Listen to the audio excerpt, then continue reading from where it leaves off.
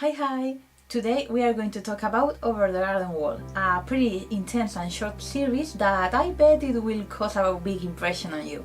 Let's begin, shall we?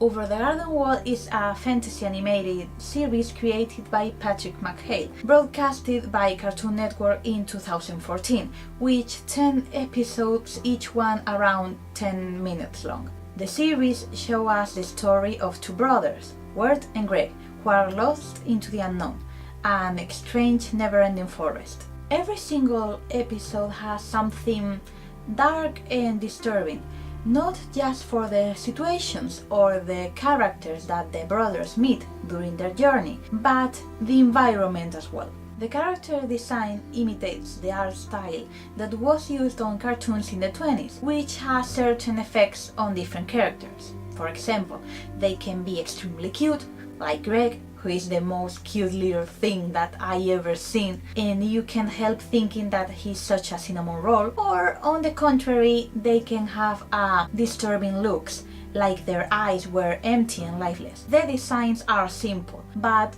at the same time drawn carefully to make that each character can have special details that make them unique for both the main characters and the supporting characters that appear in each episode. In turn, this simple character design is so different from the backgrounds that are more realistic, with oil painting textures and full of details that looks like the characters were moving inside paintings. I totally recommend you to pause time to time to take your time to contemplate them. I promise that it's absolutely worth it. The colors used are always in an ochre palette, giving warm and cold sensations at the same time. Cold because of the isolation and warm because of the earth colors. To be honest, this series was an absolute surprise. It's really well done, it's really interesting and really pleasant to watch, and can have a pretty deep lecture as well. Long story short, it's an all-around work. If you haven't watched it, you have to. As I said before, this series is pretty short and you can watch it in just one evening like it was a movie. And the work that the voice actors did in this series is amazing. Something that I like a lot about Over the Garden Wall is that it invites you to watch it more than once in order to come to understand their secrets, or maybe to discover something new. And here is the review without spoilers so far. If you haven't watched it yet, I recommend you to stop the video here, because now I want to talk about some points, details and moments of this series that probably would ruin your experience if you watch it for the first time. If you have watched it, or on the contrary, you don't mind the spoiler, let's keep going. We could say that this series is divided in two parts. The first one goes from the episode 1 to 6, and it's basically focused on the character presentation and introduce their objectives and circumstances. And the second one goes to episode 7 to 10, and it's when everything goes in a more interesting way, because these two parts are pretty different from each other, as in the storyline, as in the graphic aspect. I'm going to use this division for the review. Let's start with the first part. This is, as I said before, a presentation of the main characters and the world where they are lost. Neither Wirt or Greg know how exactly they ended there, even though Greg looks more focused on found a good name for his frog. Wirt just want to go back home. On their way, they found Beatrice, a talking bluebird, trapped in a bush. After Greg helped her, she says to the brothers that she owes them a favor for helping her and wants to pay her debt. So she tells them that she could guide them to Adelaide's house, the good woman of the woods, to guide them way home. This is exactly the event that will start all this first part, because it shows the places that they visit during their way to the witch house. During this journey, we are going to know different places in the unknown and different characters in each episode. We have episodes that are funny and cute, like Schooltown Follies, that is incredibly adorable, or Songs of the Dark Lantern, with everyone in the tavern wanting to give Wirt an identity while he tries desperately to ask for directions to go to Adelaide's house. And And we have the dark gloomy ones, like Hard Times on the Hanskin Bee, that is pretty heavy. Because of episodes like this, is that some people say that Wirt and Greg are dead. You see, in this chapter it's really clear that everybody in Pottsville is dead. I mean, at the end of the episode we can see that they are all skeletons, and different characters, including the Great Pumpkin, said things like, "It's too soon for you to join our party." Not exactly agree with this theory though. From my point of view, there's so much more in this story, and the unknown isn't just the underworld. It's a world where the living and the dead coexist and both live there. It's not a limbo, it's simply another world. Exactly for comments like the one that I said before, we can see that the kids are alive. If they weren't, then what's the point of saying things like it's too soon for joining them, but they will in the future, that everybody does? Clearly, the brothers are alive, from my perspective, at least. In these episodes, we also meet two of the most important and recurrent characters for the story, the Woodsman and the Beast. The first one, a mysterious man who seems to know secrets that he refused to tell, and always carries a lantern that always treats carefully. And the second one, a creature known and feared by all in the unknown. We can see that some characters, even the Woodsman, warned the brothers several times about keeping their hope to come back home, because if they lose their faith, the beast will take their souls and their bodies, turning them into Edelwoods, strange trees that proliferate into the woods of the unknown, that have the peculiarity of having dying human-like faces on their trunks. It can be extracted from them a strange dark oil, probably the essence of the men and women who they used to be long time ago. Also, during the episode Songs of the Dark Lantern, the innkeeper reveals a very interesting fact. Whoever carries the lantern must be the beast. However, at the end of this episode, we see that the beast and the woodsman are different people, or different beings indeed. So, why are you protecting that lantern so badly? What are you hiding, woodsman? And so, with all this information, we arrive at the episode that will change the entire series. Lullaby in Frogland. Wirt, Greg, and Beatrice go on board of a ferry that will take them to Adelaide's house. The boat has a aesthetic that reminds a lot to the US from the 20s. As an extra detail, this episode has one of my favorite songs of the entire series, Frog Lullaby, that has also a music style from those years. In this series, every single detail matches perfectly. But Beatrice acts strange during this trip. She has been wanting to take the kids to the witch house to pay her debt, and now suddenly it looks like you don't want to get there? At the start, it could seem that she doesn't want to arrive because she's going to miss them, but something stinks here. And there were enough reasons to think that way indeed. Everything was a trap since the very beginning. Adelaide isn't good. Beatrice is a cursed woman that made a deal with this evil witch, so her and her family would be free of the curse and be human again, in exchange of 2 children. As soon as Weird discovers the trap, he got devastated. He destroys the witch and runs away from Adelaide's house, leaving Beatrice behind. And the worst starts to happen. It starts to grow the darkness inside Weird's heart. And with this event starts the second part of the series. Everything is upside down, and the plan that the kids have since the very beginning until this point is ruined.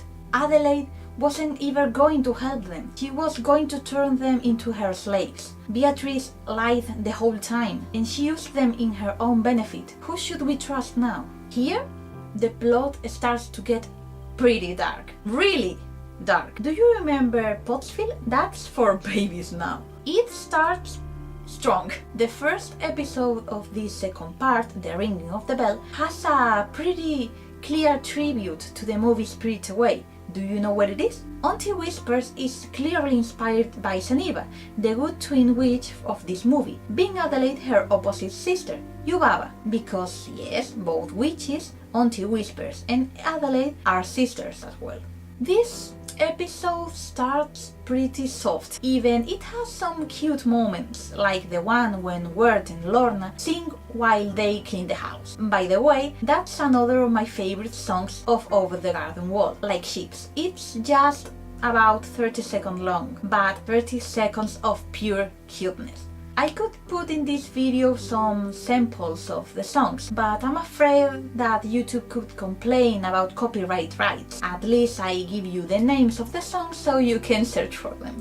Up to this point, we could think that Lorna is just Auntie Whisper's slave, and she forced her niece to do all kind of taxes for her sake, using the spell of the bell. But oopsies! What a surprise when we discover that Auntie Whisper isn't evil. She wasn't the one who was eating people. Lorna was. She is possessed by an evil spirit that goes out of control without the help of the bell, and Greg's frog just ate it. I got shivers the first time that I saw Lorna possessed. The spooky moments in this series are really well made, maybe too much. Luckily, Greg had the wonderful idea of shake his frog, bringing the bell inside his tummy, so he used the command of the bell to release the girl. In the next one, Babes in the Woods, Wirt is going more and more depressed, while Greg keeps trying to cheer up his brother. They find a place where they could sleep and rest for a bit, and Greg has a really nice dream. Thanks to his pure heart, he's invited to the Cloud Kingdom while he's sleeping, where everybody welcomes him full of joy. These scenes have aesthetic that reminds a lot about how cartoons were made in the 20s, not just for the character design, as we have seen in the whole series, but for the framing and because the actions fit perfectly with the music. This technique was used when cartoons were silent. After Greg solves the conflict with the North Wind, the Queen of the Clouds appears, wanting to give Greg a wish. He, of course, wishes that he and his brother could get back home, just to discover the terrible truth. While they were sleeping, Edelwood's tree branches were covering Wirt's body. The beast has claimed him already, and there's anything that she can do. Then Greg changes his wish, take his brother's place to save his life. Wirt wakes up, and when he realizes that Greg isn't by his side, he quickly stands up and starts looking for him, desperately. He falls into a lake, falling unconscious. Luckily, Beatrice, who was looking for the brothers since they got separated, saves him. Like this, we start the next episode, Into the Unknown, in which we discover about Wirt and Greg's past before getting lost in the woods. Both boys belong to our world. They are from our time. The reason why they are dressed weird is because the day that they got lost was Halloween's night, and they were wearing costumes. How they ended into the unknown was a bunch of coincidences, being the moment when they avoid to be hit by the train and they fall into the lake, when they start their journey. When Wirt wakes up, he's inside a tree hollow with Beatrice's family. She took him there while he was unconscious to leave him in good hands, or wings in this case. In fact, there's a pretty cool detail that I don't know if any of you have noticed. At the start of every episode, when the title of each one starts to fade and the main melody is finishing, you can hear the whistle of that train for a short time. And here we are, the last episode of the series, called The Unknown. This one gave me shivers, and I bet it gave you shivers as well. Beatrice and Wirt are desperately looking for Greg, who is currently with the beast, and he's solving some tests for the beast. At the start, it could seem that these tests have some kind of meaning, but from my point of view, they're just for distraction, while Greg is slowly turning into an Edelwood tree. The woodsman is attracted by the beast's song, and he witnessed to Greg's metamorphosis being completely covered by branches. This moment, we finally know about the reason of their close relationship. The beast fooled the woodsman years ago, telling him that his daughter's soul was trapped inside the lantern, so he could have a slave who could maintain the lantern light. So the lantern belongs to the beast indeed, as the innkeeper said. We know as well that the woodsman didn't know about the Edelwood tree's true nature, so he refused to keep cutting them down, in spite of what this decision could mean. While they are fighting, the lantern falls, and Wirt and Beatrice are attracted by its light, and they finally find Greg, who looks quite weak. Beatrice forces Wirt to stay focused, so they could get Greg out of there, and the beast appears behind them. All this sequence with the conversation of Wirt and the beast is tremendously well made. An almost black and white environment, surrounded by trees in the darkest of nights, whose only light spots are the lantern at the beast's eyes, shining fiercely in the dark. It's a suffocating, tense, dark scenario, just like the moment we are watching right now. Wirt is a bundle of nerves, and the only thing that he wants is to take his little brother out of there. The beast notices the sensitive mind state of the boy, so he uses this advantage point to fill Wirt's head with lies, and he offers him a fake deal. After all, Wirt took the lantern to have some light and now it's in his hand. The smartest move would be to trick the boy, so he could have him eaten by the palm of his hand. Or maybe not. When Wirt is about to accept the deal, he has a moment of lucidity. There's something that doesn't make any sense. The beast isn't by far the kindest of creatures to offer him a deal that could help him at all. And he realizes as well that the beast has some weird obsession with keeping the lantern light. And then he discovers the beast's best kept secret and at the same time his weakest point. It's his soul, the one that is inside the lantern. The beast, feeling gravely threatened by Wirt's discovery, tries to intimidate him, but the boy keeps calm, being aware that the beast isn't the one who is in the power position right now, but him is. Threatening him to blow out the light, the beast steps back. This tense situation makes Wirt get more mature, and we can see in these last moments of the series an incredible change in his attitude. He looks more conscious, more grown up. He returns the lantern to the woodsman, who looks deeply confused. He had been wandering through the woods for ages, cutting down edelwood trees to keep his daughter's soul alive that never was inside that goddamn lantern. The woodsman gives up in the end, shines the lantern on the beast to look at him in the eyes. The woodsman, with a sad look and an expression full of sorrow, blows out the light, and we can hear a scream in the dark that would make the blood of the bravest go cold. By the way, if you pause in the exact moment that the woodsman shines the lantern on the beast, it can be seen that the beast's body is formed by a bunch of screaming faces that seem to be in a frozen eternal scream. As I understand this, the beast's body is formed by all the ones who perish by his fault. It can be heard Wirt and Beatrice's voices in the dark, saying goodbye, and both brothers finally come back to our world, waking up in the lake, the place where everything started.